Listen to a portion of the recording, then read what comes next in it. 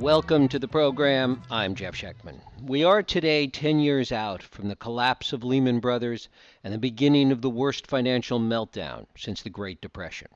The shock waves of those events are still with us today, and they take many forms, not the least of which has been a loss of faith in the efficiency of markets, the underlying ideas of modern economics, the role of the state in intervening in those markets, and the moral and political consequences of capitalism itself. However, any conversation about these ideas does not begin with the crisis 10 years ago, but probably should begin with the Enlightenment thinkers, and most notably with Adam Smith, considered by many to be the father of modern economics. My guest today, the Honorable Jesse Norman, takes a deep dive into Smith in his new book, Adam Smith, Father of Economics. Jesse Norman is a member of Parliament and is widely regarded as one of the rising stars of the British House of Commons. He holds a PhD in philosophy from University College London, and his 2013 biography of Edmund Burke received overwhelming praise and probably should be read today by every conservative politician in America. It is my pleasure to welcome the Honorable Jesse Norman to the program to talk about Adam Smith, Father of Economics. Thanks so much for joining us. Well, what a pleasure, and thank you very much indeed for having me on today. It's great to have you. One of the things that is a theme that seems to run throughout your book about Adam Smith is this connection that we often forget between markets and what you call moral community. Talk a little about that. Yes, of course. It's often thought, Jeff, that Smith is an economist in the modern sense. That is to say, someone who tends to think in terms of mathematical models, perfect information, perfect frictionless markets, and the rest of them. But actually, that isn't Smith's position at all, I think. And one of the reasons for that is because he's not merely a great economist, he's also a great moral philosopher. And so he thinks about markets as things that have evolved in human culture and are mediated by human trust and conventions and practices and all of those things that we naturally see when we trade. You go to the market, buy something in the store, but which we tend to forget when we just look at the economist's mathematical model. So he's a very much more interesting, I would say, and diverse in his thinking kind of economist than many you would come across even today. What is your sense of how Smith would look at the way he is seen today, almost absent this moral aspect of it and this human aspect of it? Yes, I think that's a very good question. I think he would wonder why he'd become so much an object of contention between the different sides of the argument, because on the left, many people are looking for scapegoats for what they see as the evils of capitalism, and they go straight to Smith, and they think that he wrote the textbook, and because they are angry about what they see as concerns about inequality, they blame Smith for that, and they think of him as what's sometimes called a market fundamentalist or an apologist for greed or self-interest and all the rest of it. And actually, that isn't Smith at all. But on the other hand, you get people who are perhaps of a very libertarian stamp, who see Smith as a person who wants to sweep away all regulation, all law, and just, as it were, open things up completely. And I think that laissez-faire view is also wrong. So what's really interesting is to think, well, what did Smith actually think, and why does it matter today? And when you do that, what you realize is not just that his thinking is really rich and profound, right, but also these lessons for how we think today about economics and about capitalism. And, perhaps we can explore some of that in the rest of the show. Right. And how did Smith's thinking grow out of some of the French and Scottish Enlightenment philosophers? Well, Smith is really a disciple as well as a friend of the great Scottish philosopher David Hume. And Hume, extraordinary figure, not just a brilliant thinker, but a brilliant writer, an incredibly funny and engaging man, and absolutely worth anyone's time to investigate and read about and think about. But Hume took as his philosophical project early in his life the idea of creating what he calls a science of man, and that's supposed to be a comprehensive account of human thought and human action but without making any direct reference to the existence of God or any religious premises or other mystical or other sources of potential authority. And so he wants to build it from the bottom up in a very naturalistic and scientific way almost. And Smith takes that on. And so, in a way, what Smith does with his first book, The Theory of Moral Sentiments, is to try to sketch the landscape of how our moral values, our social norms and values are formed. And again, he does that without appealing to God or any religious or external form of authority. And then he zeroes in on economic activity and trading in markets, and uses his ideas to give a specific explanation of how that works. And there are other works that he never published and ultimately destroyed before his death, or had destroyed before his death, which would have talked about the arts and culture and jurisprudence and government and the rest of it. So it was an amazingly ambitious and interesting take. And of course, he gets some really interesting things from the French as well as from the Scottish. How would we look at Smith's ideas today in the context of what we've come to talk about as behavioral economics today? Well, in many ways, as you might imagine from someone who was such a student of human behavior and who thought so deeply about how our behavior is formed by our moral judgments and our social norms, Smith is in many ways the father of modern behavioral economics. Right. And as I think people are beginning to realize, and all throughout the Wealth of Nations and other writings, there are examples of what we would consider insights that modern behavioral economics is rediscovering. So the idea that, for example, that people may have loss aversion, so that they're more antipathetic to losing something than they are, as it were, on the other side to gaining it.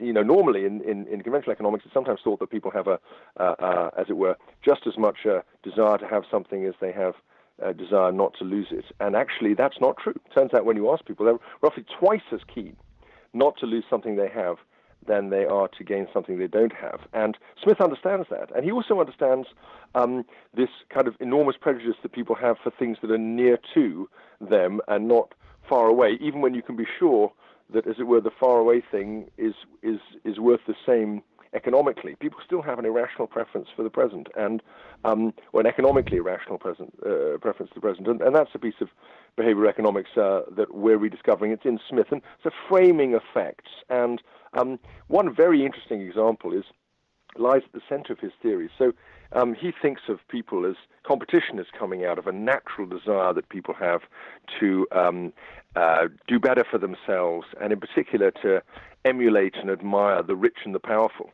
And but he also thinks that's a source of moral difficulty and potentially corruption, because of course what it means is that they become very materialistic and very obsessive with social comparison. And so he's thinking socially and economically on both sides of that fascinating divide. And when you look at celebrity politics today, Jeff, you can only think celebrity culture, you can only think how wise in many ways his analysis is.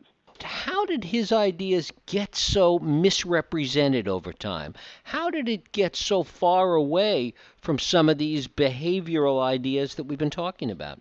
That's a great question. I think the answer to that is that Smith very quickly, I mean, not immediately after his death, but within a generation after his death, was the value and importance of his ideas was starting to be understood. And so to have Smith on your side became a very important token in a political and a social argument. And even today, Smith's by far the most influential economist who ever lived. I mean, you can add up Keynes and Marx and Hayek and the rest of them, and they come to a small fraction of the amount of influence in terms of citations and mentions that Smith gets. And so when you have the free trade debates in Britain in the 1840s, arguments over the Corn Laws and whether they should be repealed, people are looking for a person to represent, as it were, the benefits of free trade, and Smith is right there. And 100 years later, as the British Empire has expanded, people are quoting Smith all over the political spectrum, and that's where I think his initial great prestige comes from. And then in the modern era, of course, it just becomes terribly useful to use him as a kind of sound bite for whatever you happen to agree with or disagree with. Right. In terms of the way he's misrepresented today, it's interesting to look at some of what you write about him, that he even thought state intervention in markets was sometimes a positive force. Yes, no, that's absolutely right. I mean, I'll take an example. In the early 1770s, Smith watched while a very fast-growing Scottish bank went spectacularly bust, the Ayr Bank, and it took with it a lot of the wealth of his great patron, the Duke of Buccleuch, and so the Duke spent the next 10 or 15 years trying to recover his fortunes, and Smith was helping him. But it also taught him about how financial markets, if they're not appropriately regulated and controlled, can explode and destroy an enormous amount of value. And he says, he analogizes them to, as it were, a fire. And he says, when the fire's starting to turn into a general conflagration, you need party walls separating out the buildings in order to protect them. And in the same way, he wasn't shy about some forms of financial regulation. Now, what he doesn't want to do is to suffocate markets. And in the 18th century, markets by and large were thickets of regulation from the state, from the church, and from guilds and other, as it were, professional or trade organizations. When you get rid of a lot of that stuff, welfare goes up and income and prosperity go up. So liberalism, liberalizing markets, was a powerful and almost radical doctrine at the time. Now, when we have much freer markets, you can take a more nuanced view about the cases in which it sometimes may make sense to have a little state intervention in order to make the market work better, in order to make it more competitive than it might be, and that's what antitrust is. I mean, antitrust law is an attempt to, as it were, get some competition back into a market which may have become dominated by one or more organizations. And this idea of trust was very important. Beyond the moral community idea that we talked about before, he talks constantly about this idea of trust and consent. Yes, that's absolutely right. I mean, it's a Humean idea originally that all of social life rests on consent. People aren't governed generally by force. They're governed because they consent to be governed, and that provides a wider backdrop. But Smith is very, very interested in trust, as you say. And, of course, what's fascinating to him now to look back on it, to see how these things are, in many ways, a substitute for state action. I mean, if people trust that others will keep an area clean, and they won't litter it and they won't graffiti it, it becomes less necessary to have laws against graffiti and litter. Moral community and those norms have replaced the needs to have explicit rules and enforcement, all of which are expensive. So, in a way, as we start to get cleverer about signaling trust and building trust in virtual communities and hopefully maintaining it, although it can also get destroyed, it would be nice to think some of these Smithian lessons can be relearned, because they are at the center of what a culture is. Trust varies between one state and one nation and another, and the high trust countries and nations tend to do better than the low trust ones. How did he see that with respect to political economy, the politics of it all that kind of provided a framework for the economic foundation? Yes. So Smith, the idea of the word economics isn't really coined until the end of the 19th century, about 100 years after Smith's death. And what Smith has is this phrase, political economy. And in many ways, it's a much better term, because economics is an attempt, like mathematics or physics, to turn political economy into a quasi-science, when it really isn't a science. And Smith is acutely aware both of the ways in which it is potentially scientific and the ways in which it falls short, ultimately, of the hard sciences. So what's really interesting is that he's always tying it to the politics of a country. And the linkage is through property. Because, of course, markets are constantly trading in property. That means you have to have well-defined property rights. Well, who defines the property rights? Answer, the state. And those property rights can change, and change quite radically. And so you have the extraordinary phenomenon of people trading in property whose status is evolving over time. And that requires itself consent and trust. But it does tie the state into even the very definition of what we would consider market or capitalist activity. And it's that reflection, that understanding, that the state of property is dependent on a form of government, that underlies that. When you take a more political economic viewpoint of markets, then of course it takes you away from that idea that markets are sterile mathematical models merely in boxes, and it requires you to think about not just, for example, whether globalization lifts economic outcomes, but whether it targets or harms specific people or sets of people. And so you have to ask questions about outcomes more and distributional consequences, because those are inevitably ones which will have a political feedback loop into your society. And what did he mean then when he talked about an invisible hand?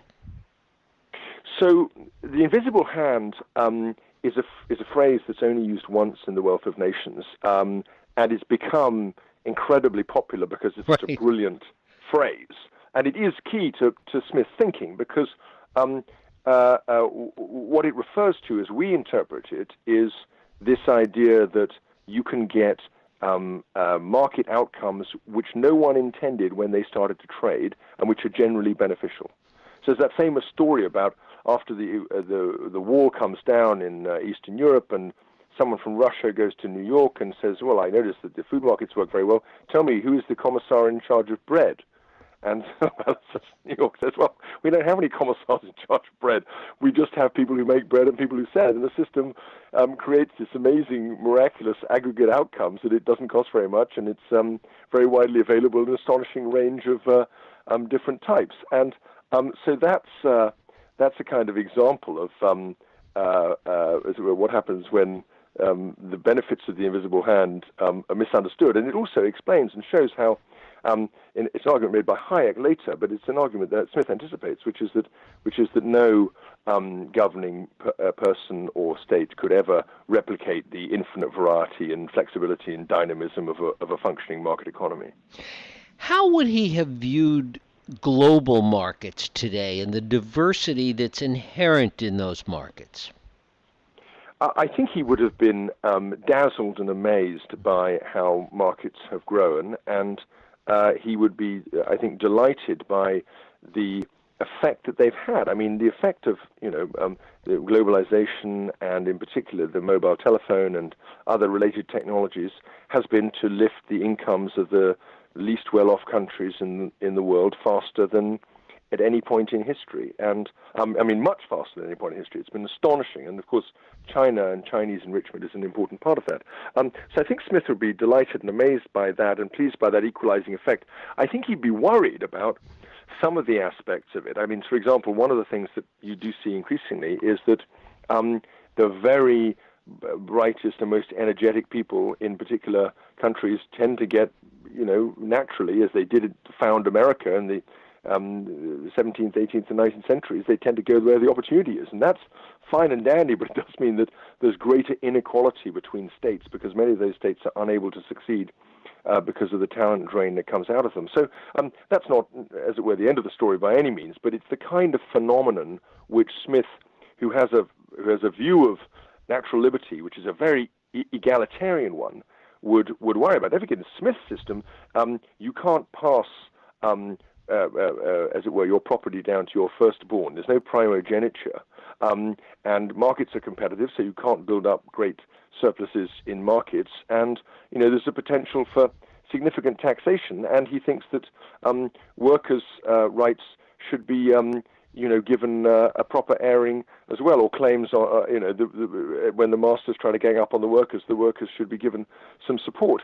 So between those different things, you're looking at a Smithian economy which is high wage, highly competitive, and in which great diversities of inequality can't really occur. And that's a very different world from some of the ones we're seeing today in any country or indeed globally. He was also very sensitive to this insider-outsider idea and this concern about insiders ripping off the outsiders. Yes, that's absolutely right. Remember, there's that famous line where he says, when people are gathered together, masters are gathered together, essentially, the conversation doesn't go on very long before it turns to how to raise prices and rip off the public. And of course, that's a phenomenon we see a lot. I think it's possible to pull out of Smith's writings a very coherent and modern idea of what you might a critique of crony capitalism, and that absolutely pivots on the distinction between insiders and outsiders, on asymmetries of power and information. The insiders have all the power and the information, the outsiders don't. That's very useful when you look at the platforms and some of the technology walled gardens, some of these social media organizations. But you also, the idea that the principal agent problem, basically, we choose these people to work for us in our companies, and then they start enriching themselves and paying the chief executive and his or her cronies a lot. That's in Smith. And of course, the idea of rent extraction, that is to say, people leveraging their power and relationships with government to secure an above-market return, return they're not entitled to competitively. That's in Smith too, and those things are three big problems at the moment, and we see some of that in the UK, we see a lot of it in the US, and we see it around the world as well. So I think Smith, to that extent, is a very contemporary thinker indeed. And he would have been fascinated, I would suspect, by the sort of democratizing aspects of technology within markets. Yes, that's absolutely right. He certainly would have done. And, the idea, sometimes forgotten by the younger generation today, that, these things they hold in their hands called mobile phones, didn't exist forever. And indeed, it's an astonishing series of developments that have put that kind of power and opportunity in their hands. And Smith is not a person who really, one of the criticisms of Smith is he doesn't really think about technology particularly, although there was technology starting to really gain speed. He was a friend of James Watt, who perfected the steam engine, for example.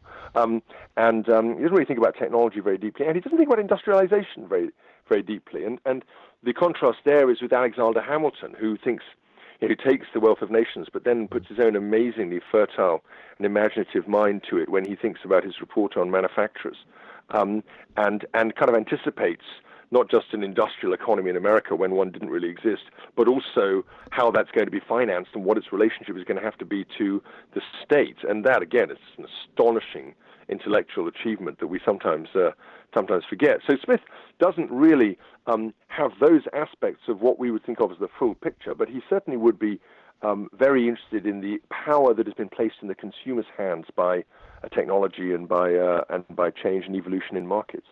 And with respect to the state, how does he view taxation, and what were his concerns in that regard? Well, he lays down the great rules that we abide by in taxation now, and that it should be clear what is being taxed, and it should be inexpensive to pay the cost of the tax over and above the amount it actually raises. It shouldn't be inefficient, and all of the other things that modern tax policy relies on. His view is that taxes. I don't think he likes taxes particularly any much more than the rest of us, but he recognizes that even in 18th century Britain, taxation was used to fund overwhelmingly defense, and he thinks the Navigation Acts, a big state intervention, are required to protect British merchant shipping and for security purposes. And so he's prepared to tolerate taxation, and his system, as a body of ideas, potentially allows for quite onerous taxation. For example, he is positive on the idea of a land tax. That would be a very radical move in Britain or America or most of any modern economies today. He was concerned, though, about bureaucracy and about government growing too large and the potential stifling impact of that. Yes, I think less with bureaucracy, which wasn't really a phenomenon in British government at the time. It was incredibly small. So I don't think he's so much focused on bureaucracy, but absolutely focused on government, the danger of government getting too big for its boots, as we'd say in Britain, racking up a lot of debt. He doesn't like warfare because it interrupts commerce and it raises a lot of debt, and debt is a charge on future generations that a current generation levies, which doesn't have to pay itself.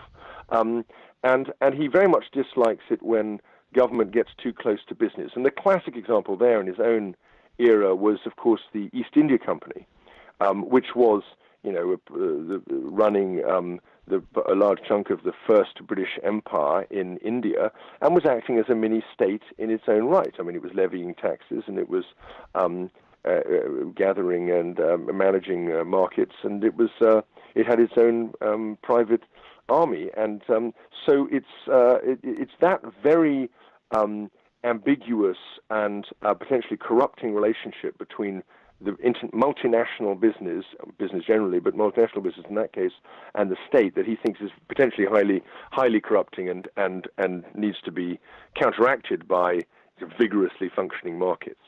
And finally, in our modern economy today, particularly as we are today looking back at what happened 10 years ago, what do you think is the primary thing that we should take away from Smith that has value in understanding the economy today? If I may, Jeff, I'm going to give you two things rather than one.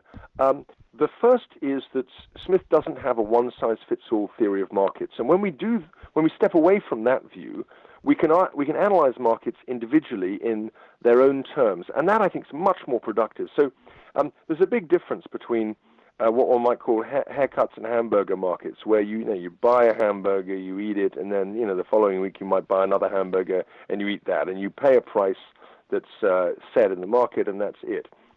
Big difference between that kind of market and asset markets like stocks and bonds and foreign exchange and the rest of them, property, where the entity doesn't disappear, and you can be either buying or selling.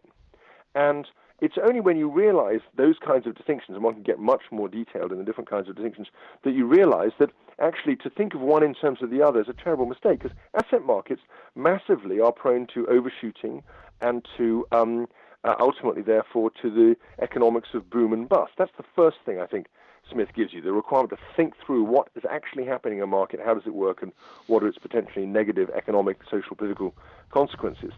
And the other thing I think is really important is this focus on norms. And just the little example I would give is changes in CEO pay. So, in your lifetime, I'm sure, Jeff, and certainly in mine, I can remember that in the 1960s and 70s, corporate America got paid well, but there was not a sense that, that the chief executives of corporate America were earning egregiously more than the average wage in their company. And I think they would have been embarrassed, and they would have felt held back by the golf club and social values and all that stuff from doing so. Now that's absolutely not the case. The CEO can earn many hundreds of times the value of the average wage in the firm. And that norm about what is appropriate pay has changed. Now, that's completely unrelated to any improvement in stock market performance or profitability or any objective measure of achievement. That's just because the norm has changed. And it's changed in my country, too. It's changed in Britain as well. In Britain, and of course there's always a ratifying story about global competition for CEO pay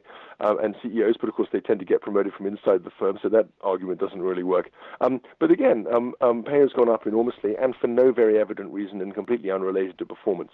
And so I think thinking about norms, what are the values we want to have, and what are values we want to have in our corporate and business culture? That's really important. We think about what happened in 2008, and it's not absolutely clear to me that the norms about pay and about risk and about bonus culture and the rest have changed anything like as much as they should have done. And I spent 2 years working on Wall Street and several years working in the City of London in the days when before these changes had taken place. So I've got a little bit of experience of what I am speaking about.